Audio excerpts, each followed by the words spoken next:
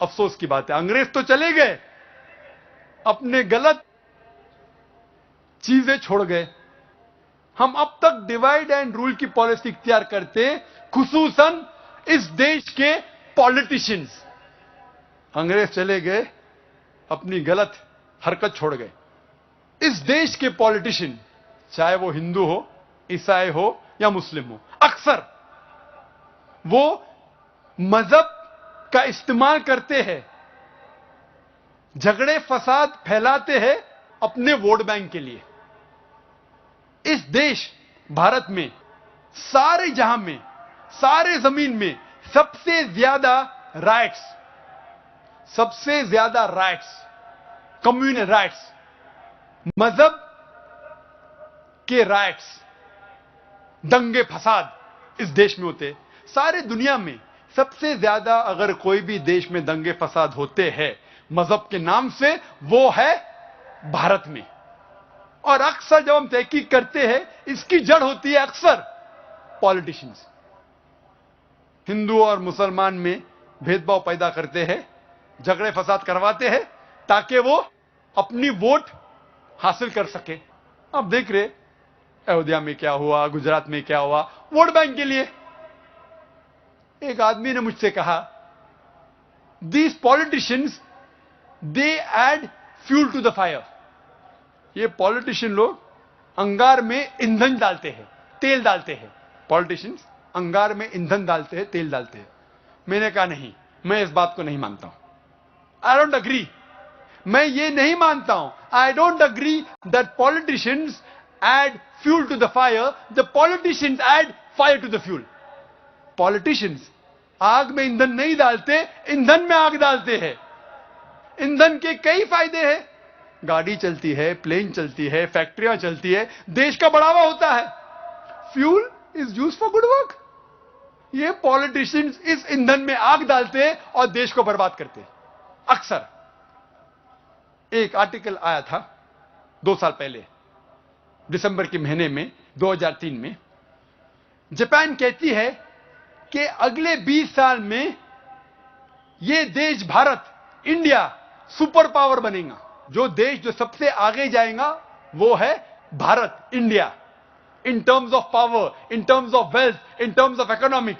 مالی حالت سے سب سے اونچا ہوئے گا ہندوستان, سائنس کی حالت سے ہندوستان, طاقت کی حالت سے ہندوستان. ہم جانتے ہیں انگریز آنے کے پہلے ہندوستان سارے دنیا میں سب سے اول تھا. طاقتی لحاظ سے, مالی لحاظ سے انگریز آئے, لوٹ لیا ہمارے دیش کو. میری درخواست ہے میرے ہندو بھائیوں سے, میرے مسلمان بھائیوں سے, میرے پالیٹیشین بھائیوں سے, کہ آپ اپنی مذہبی کتابوں کا مطالعہ کیجئے اور کم از کم جو یکسانیت ہے ہندو دھرم اور مذہب اسلام میں, کم از کم اس یکسانیت پر عمل کرو, ساتھ میں رہو اور اس دیش کی ترقی ہونے دو. انشاءاللہ ویری سون, بہت جلدی ہمارا دیش سب سے آگے ہوئے گا, امریکہ کے آگے, یورپ کے آگے, انشاءاللہ. رگ وید میں لکھا ہے, کتاب نمبر 10, پارٹ نمبر 71, منتر نمبر 4 میں, they see the words but they see not, they hear the words they hear not. وہ دیکھ رہے ہیں لیکن پھر بھی نہیں دیکھتے, سن رہے ہیں لیکن پھر بھی نہیں سنتے. دیکھ رہے ہیں کہ وید میں لکھا ہے کہ بت پرستی مت کرو, پھر بھی کرتے.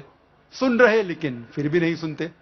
قرآن میں لکھا ہے سورہ بقرہ میں, سورہ نمبر 2 آیت نمبر 18 میں, سمم بکمن امیون فہم لا یرجعون. deaf, the dumb, the blind, they will never return to the true path. وہ گنگے, وہ بہرے, وہ کبھی بھی سیدھے راستے پہ نہیں آئیں گے. اکثر دھرم کے ٹھیکیدار, چاہے وہ ہندو دھرم کے ہو, عیسائی دھرم کے ہو یا مسلم دھرم کے ہو, اسلام دھرم کے ہو, دھرم کے ٹھیکیدار جو دھرم ادھیکاری ہوتے ہیں, اپنے دھرم کے ٹھیکیدار ہندو دھرم کے ہو یا اسلام مذہب کے ہو, وہ نہیں چاہتے کہ اس دھرم کے ماننے والے اپنی کتاب پڑھے, کیونکہ اگر لوگ مذہب کی کتاب پڑھنے لگے تو ان کا کھیسا کیسا بھرے گا. وہ نہیں چاہتے. اس لیے میں نے ایک تقریر کی کیا قرآن کو سمجھ کے پڑھنا ضروری ہے؟ اور وہاں کہا کہ قرآن کو سمجھ کے پڑھنا بہت ضروری ہے. سب سے بہتر ہے کہ عربی زبان ہم جانیں تاکہ ہم ڈائریکٹ قرآن کو سمجھ سکیں. اگر عربی زبان نہیں جانتے تو کم از کم اس زبان میں قرآن کا ترجمہ پڑھو جس زبان میں آپ کو مہارت ہے. اگر آپ کو اردو زبان پہ مہارت ہے تو اردو میں پڑھیے قرآن مجید کا ترجمہ.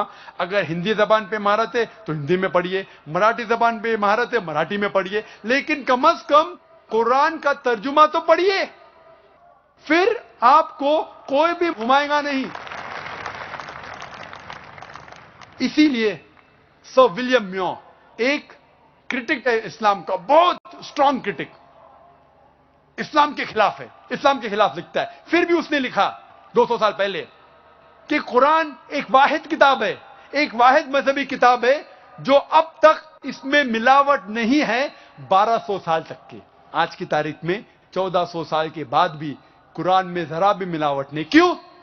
ایک کرٹک, ایک اسلام کا دشمن بھی لکھتا ہے. کیوں؟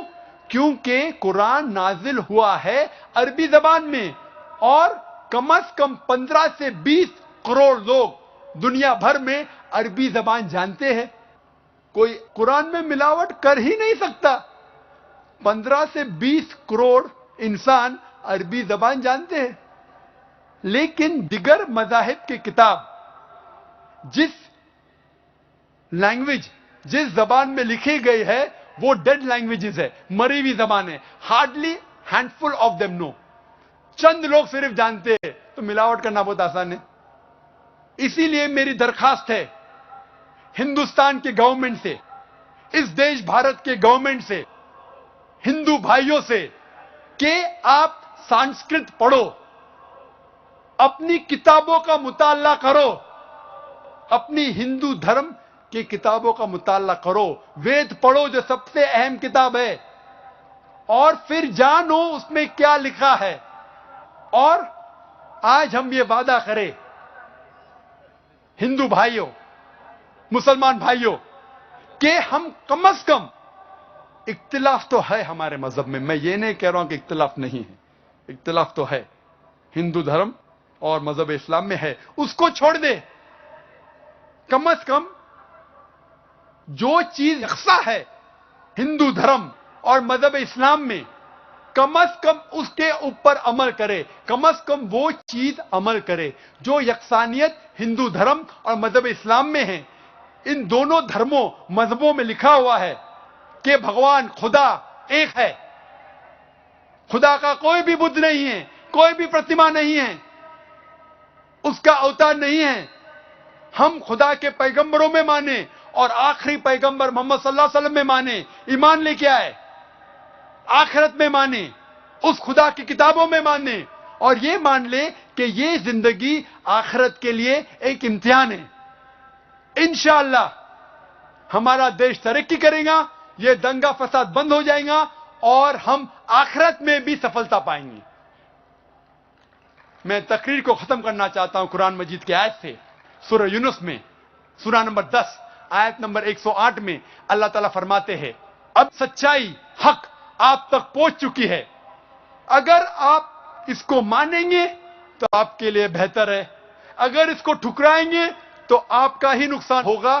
میں آپ کے اوپر وکیل نہیں ہوں, اور میں آپ کے لیے ذمہ داری نہیں لے سکتا ہوں. وآخر دعوانا الحمدللہ رب العالمین.